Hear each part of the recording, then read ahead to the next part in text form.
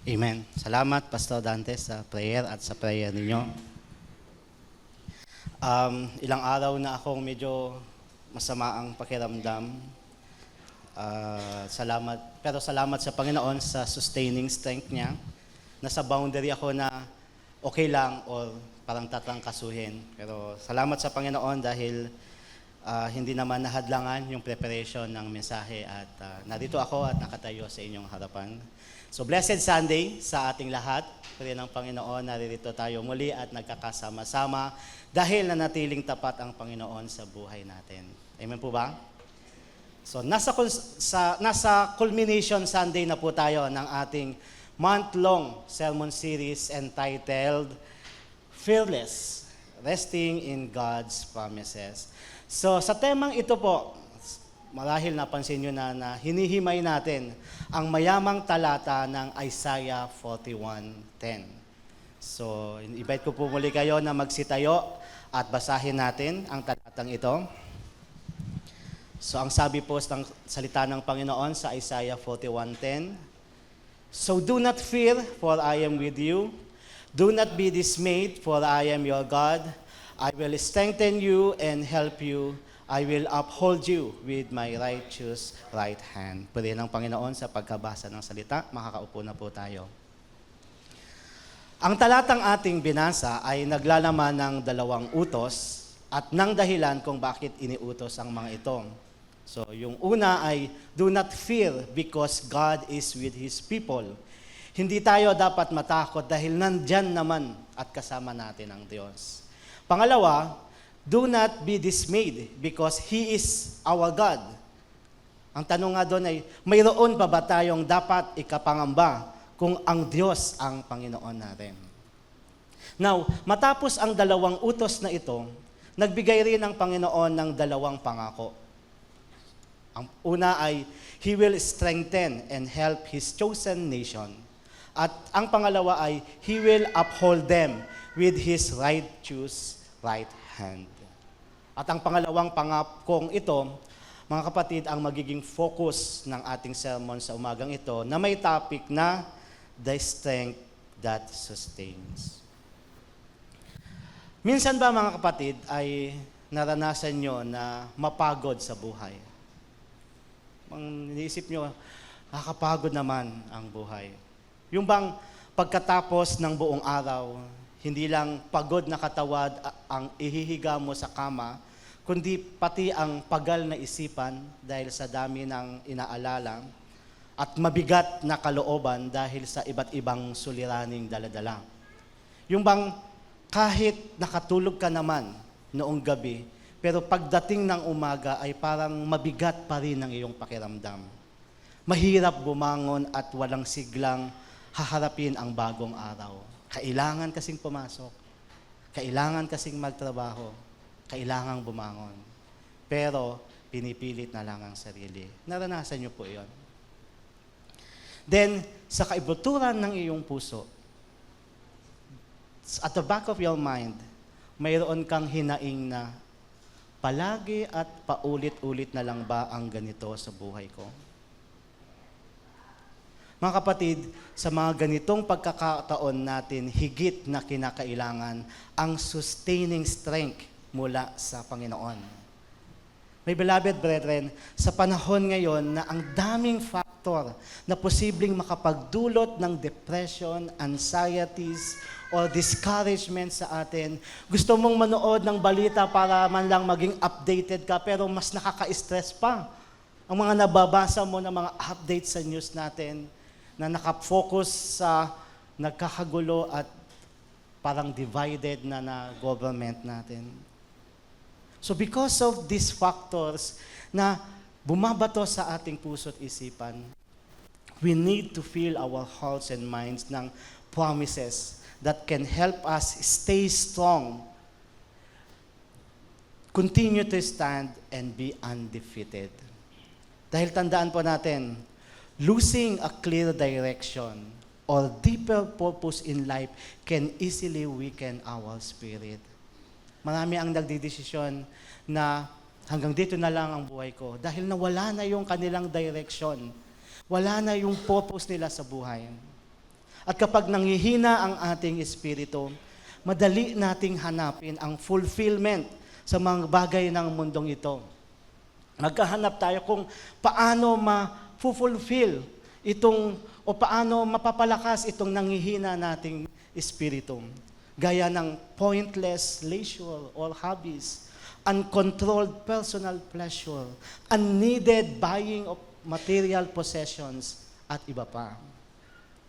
Pero ang lahat po ng ito, bagamat maaaring nakapagbibigay ng pansamantalang sigla o aliw sa atin, ay hindi naman pangmatagalan. They do not have the power to truly sustain us. Bagamat karaniwan ay madali lang nating natatamasa o nakukuha ang mga ito, darating pa rin ang pagkakataon na manghihinawa tayo sa mga ito at mapapagod sa buhay. Then, magsisimula na naman tayong mag-isip. Ganito na lang ba palagi?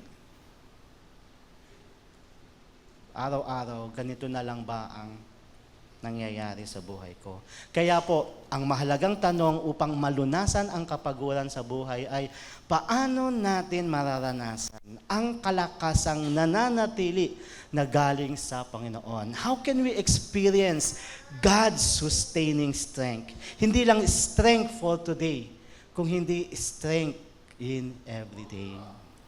So, ano po yung kinakailangan upang magkaroon tayo ng strength that will keep us not only moving on in life, but continually going on with sustaining power, renewed enthusiasm, and deeper purpose in life.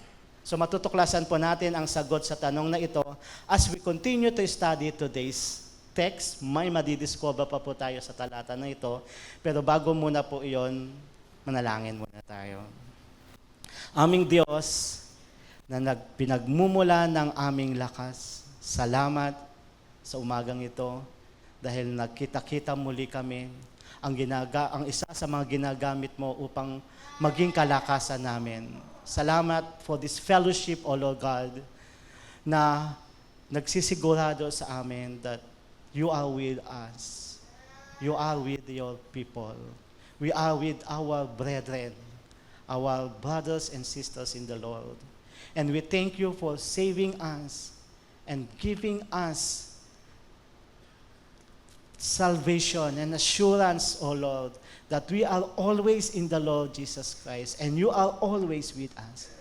So today, would you bless us with wisdom and understanding, bukas na puso na handang makinig sa iyong salita at tignan kung paano po ninyo kami kakausapin upang patuloy kami na makaranas ng sustaining strength na nanggagaling sa iyo. Sa pangalan ng Panginoong Hesus, ito ang aming idinudulog. Amen. Ang unang kailangan po natin to continually experience sustaining strength is to draw near to God. Draw near to God. Bigyan pansin po natin ang unang bahagi ng pangakong binasa lang natin kanina, yung panghuling linya, I will uphold you with my righteous right hand. Sa bahaging ito, mga kapatid, mapapansin po natin, kinuha ng Panginoon ang atensyon ng mga tumatanggap ng propesiyang ito. So, yung mga unang audience nito, ang mga Israelita, at ibinaling ang kanilang paningin sa Kanya. Para bang sinasabi niya dito, ako mismo na Diyos at Panginoon ang magtataguyod sa inyo. I will uphold you. Sa pahayag po na ito, makikita natin ang isang mahalagang katotohanan. Ang katotohanan na ang Diyos mismo ang siyang nagtataguyod, sumusuporta sa buhay at pananampalataya ng kanyang mga anak. Ngayon, kung ang Diyos ang siyang nagtataguyod sa atin, hindi po ba't napakahalaga, mga kapatid, na manatili tayong malapit sa Kanya? Sapagkat walang taong mananatiling matatag at malakas kapag lumalayo siya sa pinagmumulan ng kanyang lakas. Ang isang electric fan, no matter how powerful it is to provide us comfort. Tanggalin mo sa saksakan, sa source ng kanyang power, it will immediately stop. Halimbawa, ano kaya ang mangyayari sa isang tao kung ilang araw siyang hindi kakain o iinom man lang? Alam niyo po, ayon sa mga health expert, karamihan sa mga tao ay nagiging sobrang mahina na hindi na sila halos makalakad at makakilos ng normal pagkatapos lamang ng 3 to 7 days na magkasabay na hindi kakain at iinom ng tubig. 3 to 7 days lang, parang napaparalyze ka na. Ganon din mga kapatid, kapag ang isang tao ay nagsimula ng lumayo sa presensya ng Panginoon, i-disregard ang pagtupad sa kalooban at salita niya, kasabay ng paglayo na yon ay ang paghina rin ng kanyang pananampalataya at pagkawala ng malinaw na direksyon sa buhay. Makikita po natin ang katotohanan ng sinabi kong ito sa kasaysayan ng Israel. Because this promise is delivered para sa Israel, no, primarily. So, alam niyo po, ang isa sa pinakamabigat na kasalanang nagawa ng Israel laban sa Diyos ay ang pagtalikod nila sa Kanya at paghanap ng ibang bagay na kanilang pagtitiwalaan, paglilingkuran at sasambahin. Naghanap sila ng iba pa. Ipinahayag ng Panginoon ang kasalanan nilang ito sa pamamagitan ni Propeta Jeremiah noong nalalapit na yung paghukom sa kanila dahil sa kanilang idolatry at unfaithfulness sa Kanya. So bilang babala sa paparating ng pananakop ng Babylonia, sinabi ng Diyos sa kanila, using Prophet Jeremiah, "For my people have done 2 evil things. Una, they have abandoned me, the fountain of living water. Then, they have dug for themselves cracked cisterns that can hold no water at all." Imagine the foolishness, mga kapatid. They have abandoned a fountain of living water. And then tumuon sila, nagpunta sila doon sa isang paghuhukay na hindi naman kayang mag-supply sa kanila ng forever living water. So ang foolishness na ito, mga kapatid, ang naging ugat ng marami nilang pagdurusa, kapahamakan at paghuhukom. Imagine, pinili sila ng Diyos upang maging kanyang bayan. Isang bansang magpapahayag sana sa lahat ng tao at bansa tungkol sa sovereignty ng nag-iisang tunay na Diyos na si Yahweh.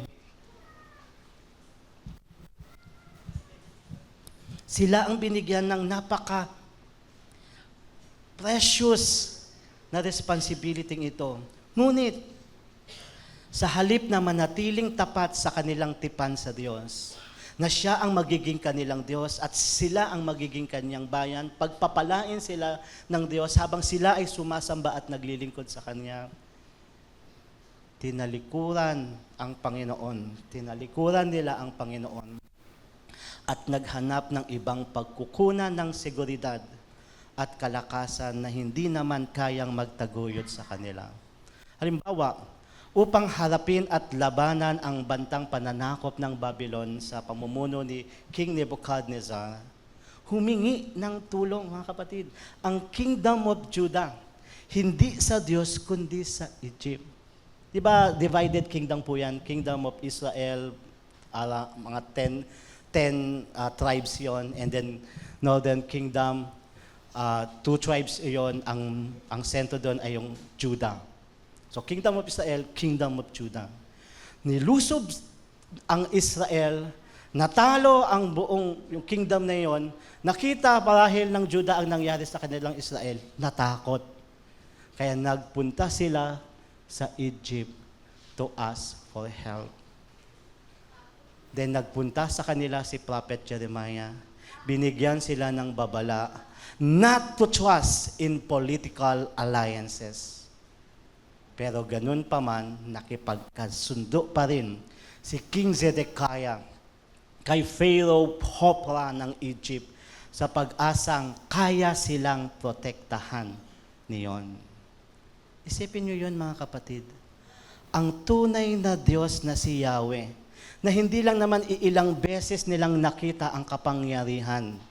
Siya na mismo ang nagtataguyod sa kanila. Ngunit mas pinili pa nilang umasa sa lakas ng Egypt kaysa sa kapangyarihan ng Panginoon. Natukso sila ng pisikal na nakikita nila o alam nilang available para sa kanila. Pero sa madaling salita ang ginawa nila, tinalikuran nila ang Diyos, ang tanging pinagmumula ng lakas na nananatili. Mga kapatid, naiisip niyo ba minsan kung ilang beses niyong napipili ang sariling kagustuhan kaysa sa malinaw na kalooban ng Panginoon? Gaya ng nagawa ng mga Israelita, ilang beses na rin ba nating mas pinili pa, pinagsumikapan pang maghukay ng sarili nating balon na pagkukuhanan ng lakas, pagkukuhanan ng lakas ng loob, pagkukuhanan ng, I'm safe, kaysa sa ever-present and strength-providing promises of God. Mga kapatid, ang mga gawaing ito at ang mga katulad nito ang siyang nakapagpapalayo sa atin sa Panginoon.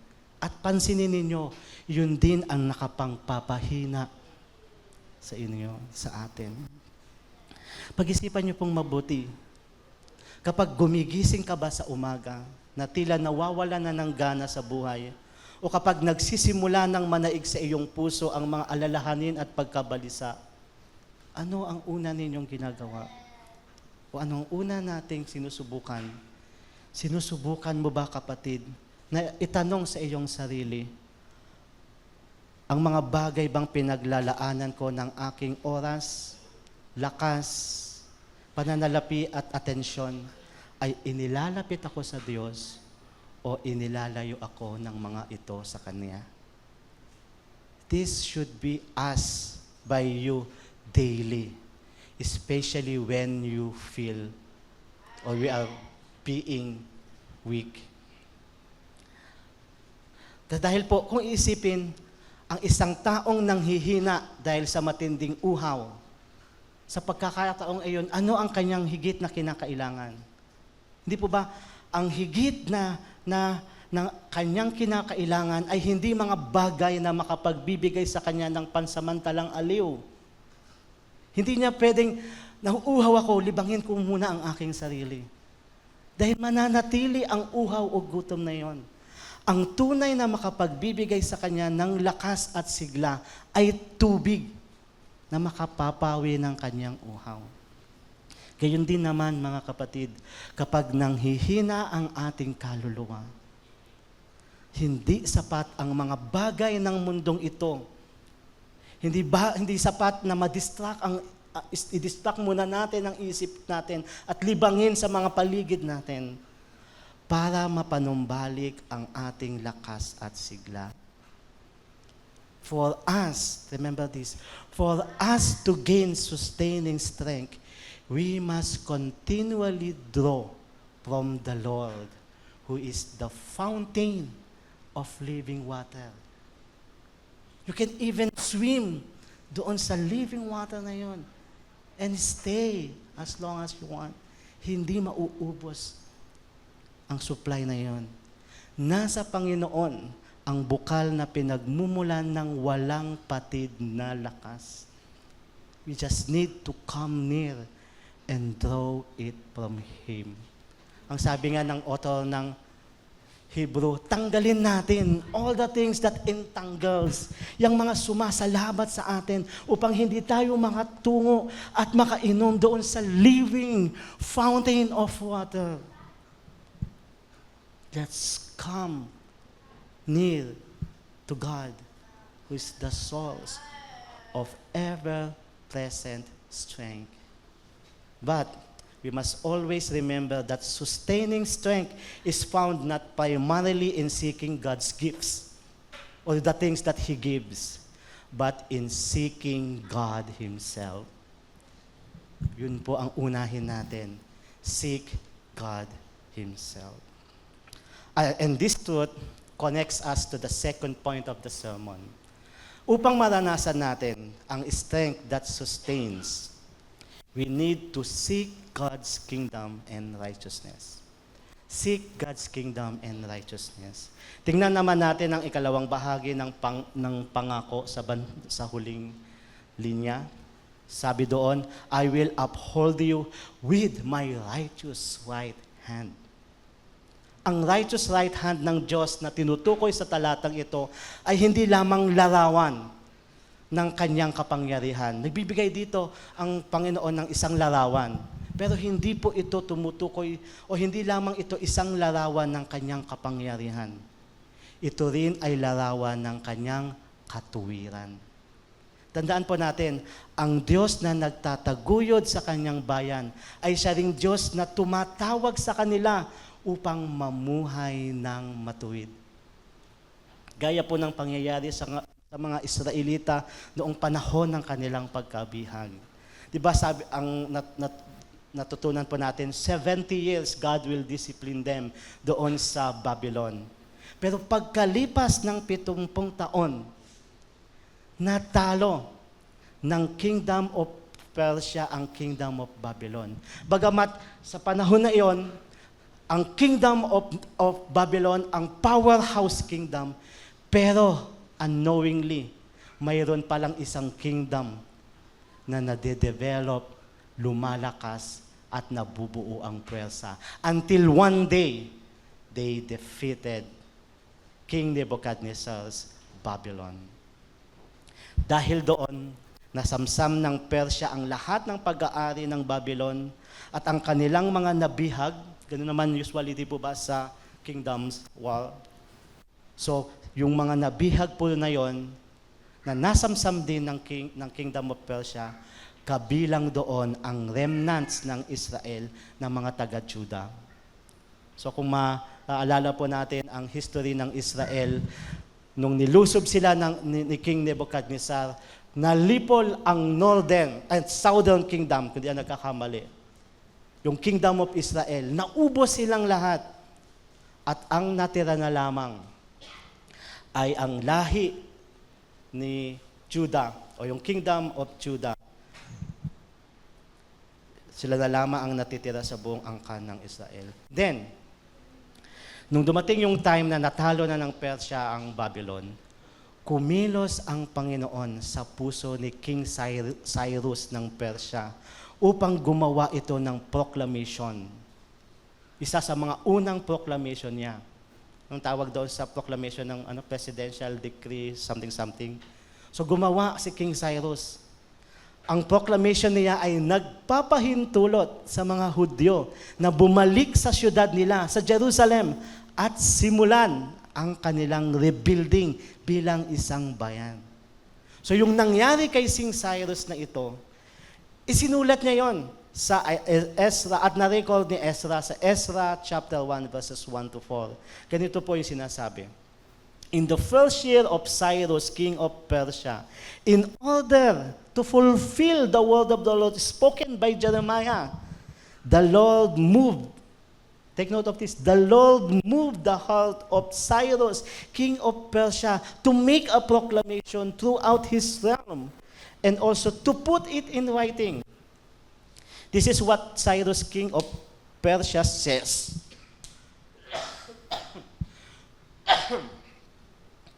The Lord, the God of heaven, has given me all the kingdoms of the earth, and He has appointed me to build a temple for Him at Jerusalem in Judah. Any of His people among you, you are free. You may go up to Jerusalem in Judah and build the temple of the Lord, the God of Israel, the God who is in Jerusalem, and may their God be with them. And to make sure na mabubuo nila yung ang temple nila. And in any locality where survivors may now be living, the people are to provide them with silver and gold, with goods and livestock, and with free will offerings for the temple of God in Jerusalem. Wow! Ito ang patunay, mga kapatid, na tunay ngang itinataguyod ng Diyos ang kanyang bayan sa panahon ng kanilang captivity sa Babylon. Iningatan niya sila upang hindi sila tuluyang malipol. May remnant pa rin ang tribe of Judah. At sa itinakdang panahon, ibinalik din sila sa kanilang lupain sa Jerusalem upang doon manirahan ng may kalayaan. At higit sa lahat, binigyan din sila ng Panginoon ng pagkakataong maibalik ang kanilang pananampalataya at pagsamba sa Kanya. Remember si Shadrach, Meshach, and Abednego, and remember si Daniel. Sa pagpatuloy nilang pagsamba doon sa Babylon, binigilan sila. So ibig sabihin, doon sa Babylon, they could not freely worship God bilang isang Israel, bilang people of God. They had probably to make some strategies para magawa nila ang pagsamba nila. Pero dito, ibinalik ng Panginoon ang kanilang pananampalataya at pamamaraan ng pagsamba na kanilang na mahalaga sa puso nila. At sa mga kabutihang ginawa ng Diyos para sa kanila, siyempre, inaasahan na ang mga remnants ng Israel ay mamumuhay ng may katuwiran bilang mga taong pinaghaharian ng Diyos. To always seek God's kingdom. Dahil alam nila kung paano mamuhay sa ibang kingdom.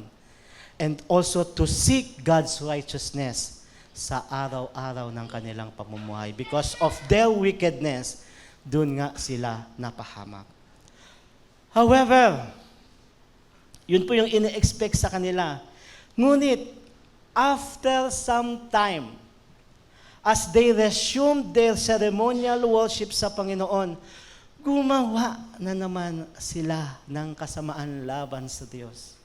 So once again, God called a prophet named Malachi to relay His message to the Jews. Ganito ang pinahayag niya sa Malachi chapter 1 verses 6 to 7. We know Malachi, di po ba, yung last book of the Bible, bago yung Matthew, bago yung years of silence ng Diyos.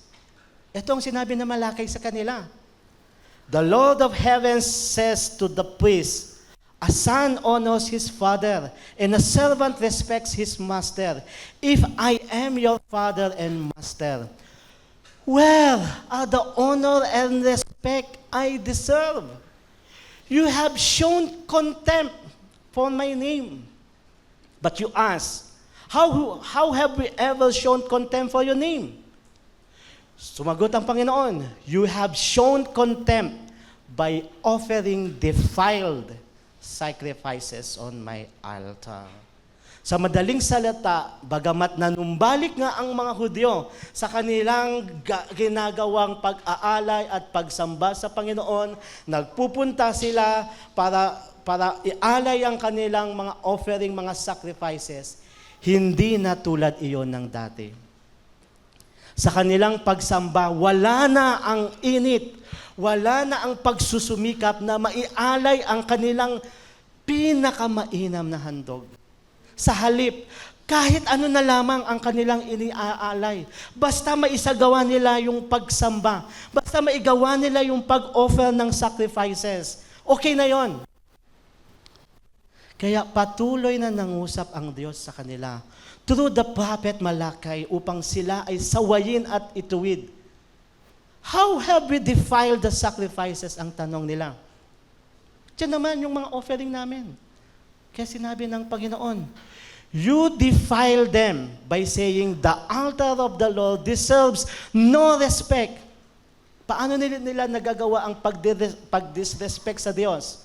Ang sabi ng Panginoon, when you give blind animals at sacrifices, okay naman yan kasi mata lang naman yan. Isn't that wrong? Sabi ng Diyos.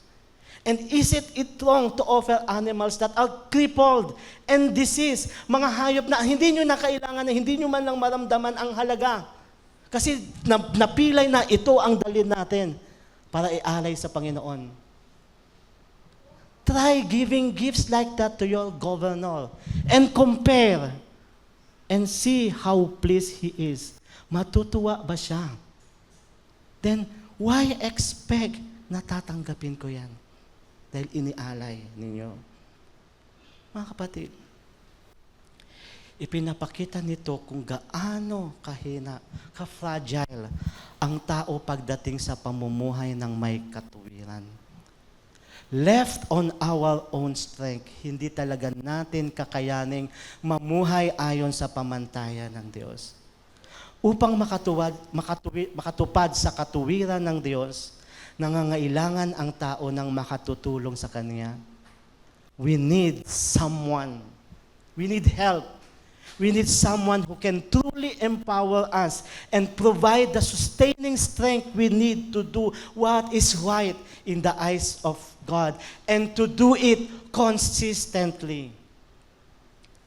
At ito po, mga kapatid, ang malaking problema hindi lamang ng Israel, kundi ng buong sangkatauhan, kabilang tayo. Tayong lahat ay nagkukulang sa katuwiran ng Diyos.